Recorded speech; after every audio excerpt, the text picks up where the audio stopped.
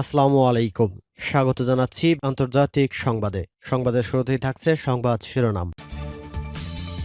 ফিলিস্তিন জিন্দাবাদ জানিয়ে দিব হাতে থাকা সর্বশেষ আপডেট আন্তর্জাতিক সংবাদ। প্রথমেই সংবাদ শিরোনাম। আল-আকসা মসজিদ ভাঙার পরিকল্পনা ইসরায়েলিদের, সতর্কতা দিল ফিলিস্তিন। এরপর জানিয়ে দিব ইসরায়েলি হামলায় দক্ষিণ লেবাননে অন্তত 2 জন নিহত।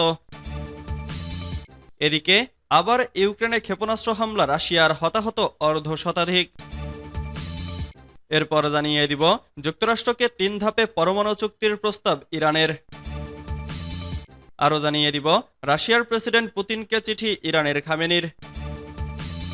সর্বশেষ জানিয়ে দিব যে শর্তে সব জিম্মিকে মুক্তি দিতে প্রস্তুত হামাস। এতক্ষণ শুনছিলেন সংবাদ শিরোনাম, এবারে বিস্তারিত। তবে অনুরোধ থাকবে ভিডিওটিতে একটি লাইক করবেন এবং কমেন্ট করে জানিয়ে দিবেন 2023 সালের 7 অক্টোবর থেকে শুরু হওয়া গাজা যুদ্ধের বিভিন্ন সময়ে আরব বিশ্বের বিভিন্ন দেশ হামাসের বিরোধিতাও করেছে। তবে এবার দখলদার ইসরায়েলিদের হুমকি এসেছে তারা নাকি আল আকসা মসজিদ ভেঙে ফেলবে এবং সেখানে থার্ড টেম্পল নির্মাণ করবে। এখনো কি চুপ করে থাকবে মুসলিম বিশ্ব, নাকি একজোট হয়ে শুরু করে দিবে তৃতীয় বিশ্বযুদ্ধ? দর্শক, এ সম্পর্কে আপনার মন্তব্য কি জানিয়ে দিবেন আমাদের কমেন্ট বক্সে। ইন্নানিল্লাহ। আল-আকসা মসজিদ ভাঙার পরিকল্পনা ইসরায়েলিদের, সতর্কতা দিল ফিলিস্তিন। মুসলিমদের তৃতীয় পবিত্র স্থান আল আকসা মসজিদ ভেঙে সেখানে ইহুদি মন্দির স্থাপনের পরিকল্পনা করছে দখলদার ইসরায়েলের অবৈধ বসতি স্থাপনকারীরা। হিব্রু ভাষার বিভিন্ন প্ল্যাটফর্মে এ নিয়ে আলোচনা চালাচ্ছে তারা।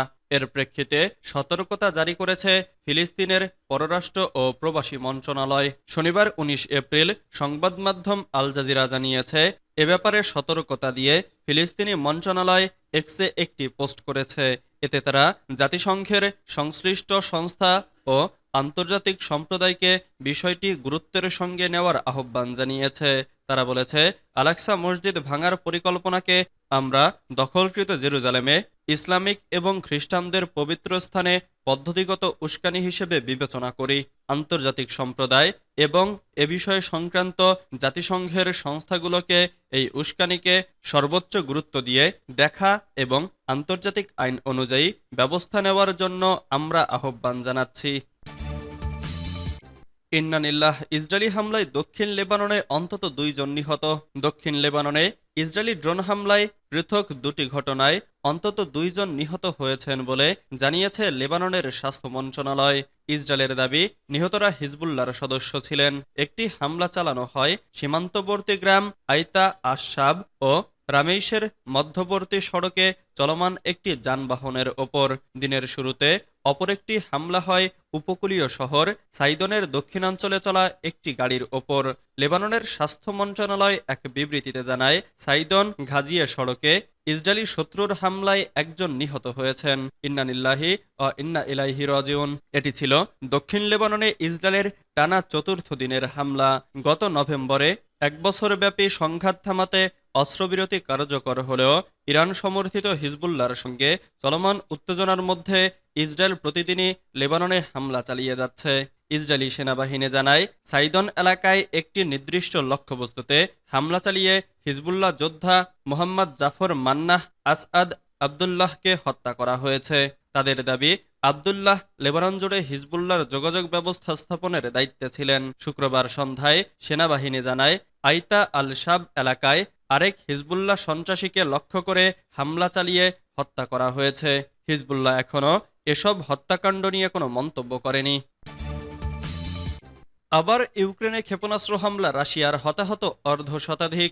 উত্তর পূর্ব ইউক্রেনের খার্কিভ এবং সুমি শহরে রাতভর রাশিয়ার ক্ষেপণাস্ত্র ও ড্রোন হামলায় 1 জন নিহত এবং কমপক্ষে 57 জন আহত হয়েছেন। শুক্রবার 18 এপ্রিল সকালে ইউক্রেন কর্তৃপক্ষের বরাতে এ তথ্য জানিয়েছে রয়টার্স। একটি টেলিগ্রাম পোস্টে কর্তৃপক্ষ বলেছে, হামলাটি অ্যাপার্টমেন্ট ভবন, একটি শিক্ষা প্রতিষ্ঠান এবং একটি বেসামরিক প্রতিষ্ঠানকে ক্ষতিগ্রস্ত করেছে। এই হামলায় আহতদের মধ্যে রয়েছে 5 জন শিশুও। ইউক্রেনের দ্বিতীয় বৃহত্তম এই শহরটির মেয়র ইহোর তেরেখভ বলেছেন, প্রাথমিক তথ্যের ভিত্তিতে হামলায় 15টি অ্যাপার্টমেন্ট ভবন ক্ষতিগ্রস্ত হয়েছে। ঘটনাস্থল থেকে পাঠানো স্থিরচিত্রে দেখা গেছে অ্যাপার্টমেন্ট ভবনগুলোর কাছে রক্তাক্ত আহত ব্যক্তিদের প্রাথমিক চিকিৎসা দিচ্ছেন জরুরি কর্মীরা। ইউক্রেনের প্রেসিডেন্ট ভলোদিমির জেলেনস্কি বৃহস্পতিবার 17 এপ্রিল বলেছেন, রাশিয়া ইউক্রেনের জ্বালানি স্থাপনায় হামলার সংখ্যা কমিয়েছে, কিন্তু এর পরিবর্তে হামলা করেছে বেসামরিক অবকাঠামোতে। যুক্তরাষ্ট্রকে 3 ধাপে পরমাণু চুক্তির প্রস্তাব ইরানের। যুক্তরাষ্ট্রকে 3 ধাপে একটি চুক্তির প্রস্তাব দিয়েছে ইরান। এতে মার্কিন নিষেধাজ্ঞা প্রত্যাহারের বিনিময়ে ইউরেনিয়াম সমৃদ্ধকরণের ওপর সীমা নির্ধারণের কথা বলা হয়েছে। গত সপ্তাহে ওমানে প্রথম পরোক্ষ আলোচনায় ইরান মার্কিন প্রতিনিধিদের কাছে এই প্রস্তাব পাঠায়। ইতালির রাজধানী রোমে দ্বিতীয় ধাপে পরোক্ষ আলোচনার আগে ইরান ইন্টারন্যাশনালের এক প্রতিবেদনে এসব তথ্য জানানো হয়েছে। প্রথম বৈঠকের এক সপ্তাহ পর শনিবার 19 এপ্রিল ওমানের মধ্যস্থতায় ইতালির রোমে বৈঠকে বসেছেন ইরান ও যুক্তরাষ্ট্রের প্রতিনিধিরা।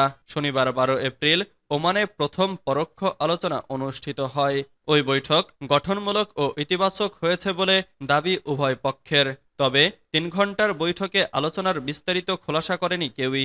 তবে ইরান ইন্টারন্যাশনাল জানিয়েছে, প্রথম বৈঠকে যুক্তরাষ্ট্রকে 3 ধাপের একটি চুক্তির প্রস্তাব দিয়েছে ইরান। দেশটির অন্তত 3 কূটনীতিকের বরাতে সংবাদ মাধ্যমটি বলেছে, মার্কিন প্রেসিডেন্ট ডোনাল্ড ট্রাম্পের মধ্যপ্রাচ্য বিষয়ক বিশেষ দূত স্টিভ উইটকফের কাছে লিখিতভাবে 3 ধাপের পরিকল্পনা উপস্থাপন করেন ইরানের পররাষ্ট্রমন্ত্রী আব্বাস আরাঘচি।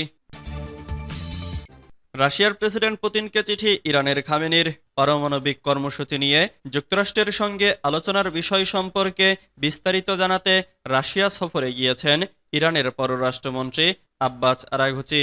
মূলত তার মাধ্যমে রুশ প্রেসিডেন্ট পুতিনকে একটি চিঠি দিয়েছেন ইরানের সর্বোচ্চ নেতা আয়াতুল্লাহ আলী খামেনি। এক প্রতিবেদনে ব্রিটিশ সংবাদ সংস্থা রয়টার্স এ তথ্য জানায়। প্রতিবেদনে বলা হয়, চিঠিতে যুক্তরাষ্ট্রের সঙ্গে চলমান পারমাণবিক আলোচনা সম্পর্কে ক্রেমলিনকে জানানো হয়েছে। গত বৃহস্পতিবার 17 এপ্রিল ওমানে যুক্তরাষ্ট্রের ট্রাম্প প্রশাসন ও ইরানের মধ্যে আলোচনা হয়েছে। ব্রেকিং নিউজ, যে শর্তে সব জিম্মিকে মুক্তি দিতে প্রস্তুত হামাস। ফিলিস্তিনের গাজায় স্থায়ী যুদ্ধ বন্ধ ও ইসরায়েলি সেনাদের সরিয়ে নেওয়ার বিনিময়ে সব বন্দীকে ছাড়তে প্রস্তুত হামাস। দলটির শীর্ষ এক নেতা দখলদার বাহিনীকে নতুন এক প্রস্তাবে এমনটা জানিয়েছেন। বৃহস্পতিবার 17 এপ্রিল টেলিভিশনে সম্প্রচারিত এক ভাষণে হামাসের সিনিয়র নেতা ও আলোচনাকারী দলের প্রধান খলিল আল হাইয়া এসব কথা বলেন। খবর রয়টার্সের। তিনি বলেন, হামাস অন্তর্বর্তীকালীন কোনো চুক্তিতে সম্মত হবে না। খলিল আল হাইয়া বলেন, গাজা যুদ্ধের স্থায়ী অবসান, ইসরায়েল কর্তৃক বন্দী ফিলিস্তিনিদের মুক্তি এবং গাজার পুনর্গঠনের বিনিময়ে প্রতিরোধ যোদ্ধাদের হাতে আটক বাকি সব জিম্মিকে মুক্তি দিতে অবিলম্বে বিস্তৃত প্যাকেজ আলোচনায় অংশ নিতে প্রস্তুত। নেতানিয়াহু ও তার সরকার রাজনৈতিক এজেন্ডার অংশ হিসেবে গাজায় যুদ্ধ অব্যাহত রাখতে চায় বলেও অভিযোগ করেন হামাসের এই নেতা। তিনি বলেন, স্বল্পমেয়াদী যে কোনো চুক্তি নেতানিয়াহুর গণহত্যাকে লুকিয়ে রাখার কৌশল হবে।